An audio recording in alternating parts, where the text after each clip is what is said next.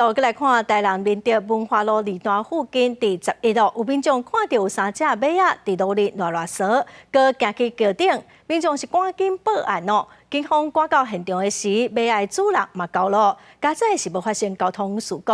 警方嘛呼吁主人就应该好好管理，若是发生意外，主人嘛是爱负责。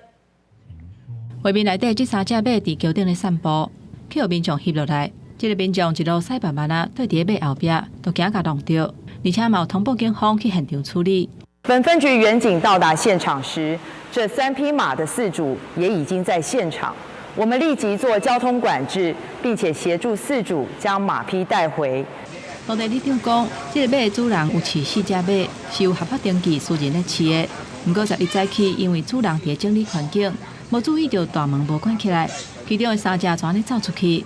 加上因的员工甲路人的民众对马的惯势无啥了解，愈入煞是走愈远，影响到交通安全，是感觉真失礼。